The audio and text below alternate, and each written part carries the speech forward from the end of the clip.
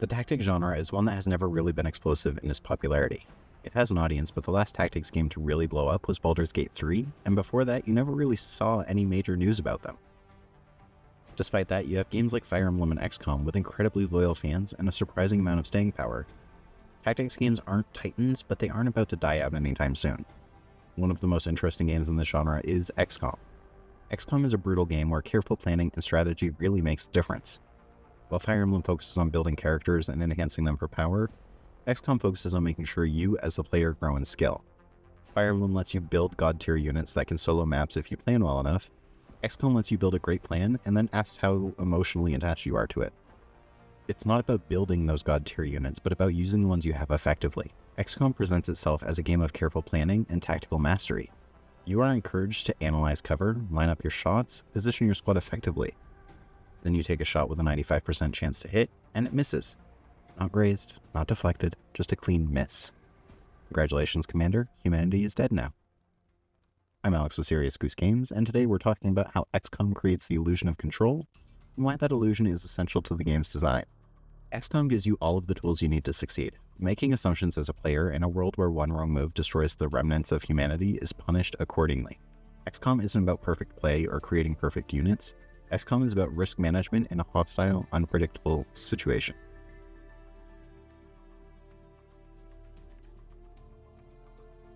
XCOM is a tactics game. Any good tactics game communicates clearly any valuable information to the player. It's how we as players are able to make good, tactically sound decisions. There are certain standards that come with the genre, and XCOM follows them well. During battle, our units are locked to a grid system for movement and combat. It's a complex grid with multiple layers and different elevations, but it's still a grid. You know how you can get from one point to another, and can reasonably assume the path you'll take to get there. When you're moving a unit, you get a line to show that path to make sure you aren't running through fire or something dangerous, or triggering an enemy pod. On the surface, XCOM looks like chess. Grid-based movement, perfect information, calculated decisions. The difference is that in chess, the board doesn't occasionally explode and kill your queen. XCOM also has a cover system which is pretty great and well communicated. When moving a unit, you can see the cover provided to any given position. A full shield is full cover, half shield is partial cover, and no shield is no cover. As long as you are in cover, you are protected from flanking shots from that direction and get a decent protective boost. Cover in XCOM is less of a rule and more of a polite suggestion.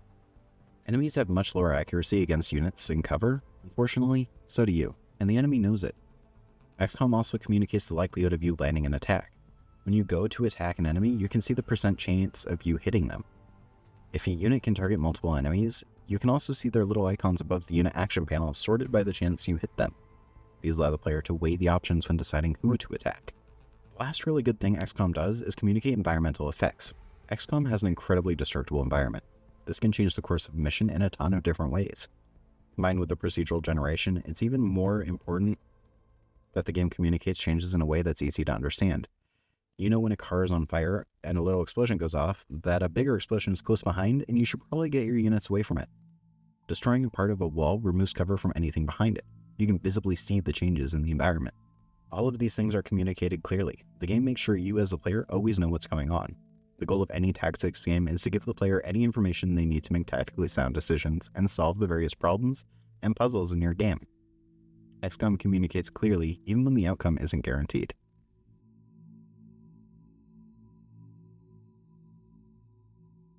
XCOM environments look stable, professional, trustworthy. And like most things that look trustworthy in XCOM, they are lying to you. Let's focus a bit more on the environments in the game. The cover system used by XCOM is phenomenal and a huge part of strategic planning for both players and the AI. The thing about cover though is it's a suggestion, never a rule. A wall providing full cover may offer greater bonuses, but it obscures vision. Half cover is much less defensively secure, but it gives more options for targeting. As with most things in the game, you can't really rely on any of that. Most cover in the game is destructible, meaning hiding a unit behind something comes with the need for a plan B just in case you lose that cover mid-turn. Every carefully planned out move can be completely invalidated by cover being destroyed by stray gunfire. You can use this to your advantage though. Grenades are great at removing cover and exposing enemy positions. I like to use my grenadier to destroy cover so my sharpshooter can snipe from above. Speaking of above, let's tackle the other unique thing about XCOM environments: verticality. XCOM maps have multiple heights to them. You can position units on a rooftop or hide units inside a building. It's an amazing system that creates a whole new strategic layer of gameplay. Being on the high ground is a great advantage because the higher you are, the further you can see. It's a great advantage right up until the building remembers it's made of drywall and alien plasma exists. It also makes it harder for enemies to see you, which gives you a pretty significant defensive boost. There are a lot of reasons to stay up high, especially if you're using sharpshooters, but there's also plenty of reasons to avoid it. The environment is destructible, which means being on top of a building that can be destroyed can easily lead to your whole squad taking a tumble. Fall damage is no joke either. You can wipe a whole squad if a building gets taken out from under you. You can also make things fall onto units from above by destroying the environment. Most people are going to have a bad time if Muton falls on them. The verticality also opens up a lot of options for map traversal. An enemy on the roof might have the front well guarded, but the rear could be wide open. Just go through the building and up the back. XCOM gives you plenty of options as a player. The point here is that XCOM presents a stable environment, a level that you can create plans and strategize around. It makes you think that you have this power and control over how things will go, but you better have multiple plans ready to go. Your plan might work, or an enemy might target a wall with a grenade and expose your whole squad. The environment might be stable, but that stability is temporary.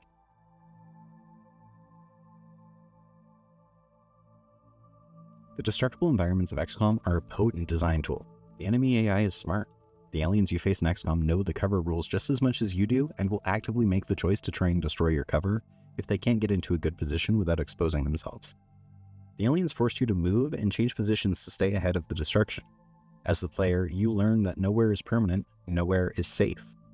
The environment and the way you and the enemy AI interacts with it forces movement and adaptation. Traditional tactics games reward static, defensive play. XCOM actively discourages it and will punish you for it.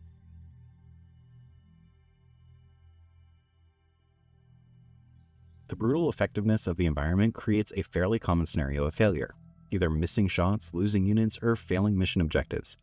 Players love to blame RNG because RNG doesn't argue back. RNG never says, actually, you positioned that unit terribly. RNG just misses a 95% shot and leaves. In these scenarios, players blame a lot of things, but the main culprit in their eyes is the RNG. In many cases, though, the situation is actually a positioning problem. One space to the right, or maybe behind that tree, would have saved that unit from getting wrecked by a sectopod. The game hides probability behind visuals. Just because I have a unit next to an enemy with a gun pointed directly at the enemy's head doesn't change that 95% hit chance. I could still miss, even if it doesn't look like I should. This is why the accuracy of XCOM always seems so unfair. It looks like I should hit, but I never do. Visually, it feels like the gun is pressed against the enemy's head. Mathematically, the universe flips a coin and hates you. It feels brutal, and definitely is where the art and programming are disconnected. When you look at the math, though, players usually aren't failing tactically like they tend to believe. It's failure statistically, and not necessarily in a way the player even has that much power over.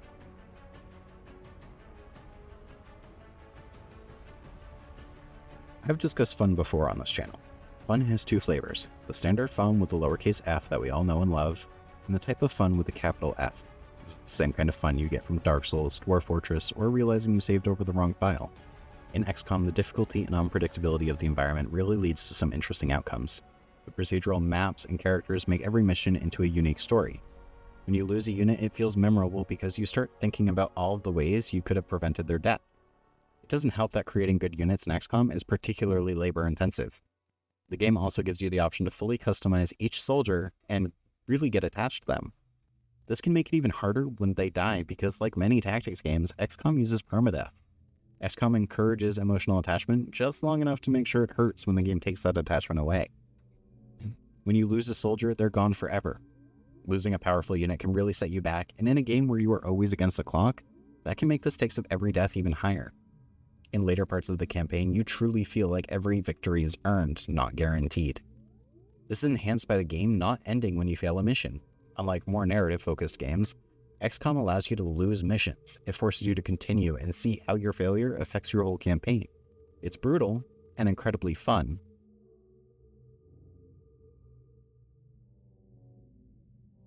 So with all this in mind, what can we learn as game designers? XCOM is a phenomenal game that really pushes the boundaries of fairness in a tactics game. We know that visual clarity is important. If it looks like a shot is guaranteed to hit, players will be disappointed when it misses.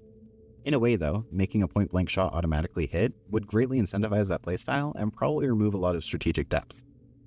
I think a good method would be to make misses context sensitive. In Dungeons & Dragons, missing an attack because of AC doesn't mean you didn't hit the target. It just means the target doesn't take damage or isn't impacted by your attack. This is extra true for heavily armored opponents. Realistically, you would expect to hit something big and bulky with your sword as a speedy little guy. That doesn't mean you'll deal damage though, so in XCOM I think it would have been better to make a gun jam or something when you miss that close to the target. Sometimes the enemy dodges, but it's a little wonky looking. Environments are just as important from a design perspective as from an art perspective. Don't be afraid to use the environment to encourage the behavior you want to see from your players. XCOM wants players to constantly be moving and going towards the objective. The environment and the instability of it encourages that gameplay. The environment should communicate possibility, not necessarily safety. As a designer, we aren't trying to force players into solving problems in a specific way. We don't want to lock them into the same strategy over and over. We want to encourage them to experiment and try different tactics. Designing a tactics game isn't designing for safe decisions. We're designing for informed risks. If there's safe decisions, then obviously the player is going to make it. Every choice should have a risk associated with it. I can cut through the middle and encounter a sectopod, which might be faster but deadlier, or I could go around and take longer, but I'm less likely to die. Risks and rewards. Good tactics games reward planning. It's all about the tactics. A good tactics game will also punish overconfidence. If you get cocky, expect to be taken down a few pegs.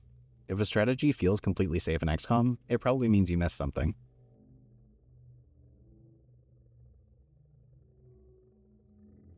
Giving control to players is a tricky thing to balance. We always want to prioritize player agency, but not at the cost of fun. This is where we can really learn a lot from XCOM. The brilliance of the XCOM series is in how it lets players feel like they are in control. It gives them that illusion and makes them care more when things go wrong. XCOM isn't about winning every fight. It's about surviving the ones you were absolutely sure you had already won. Thanks for watching. Like and subscribe. I'm Alex with Serious Goose Games, and I'll see you on the next one.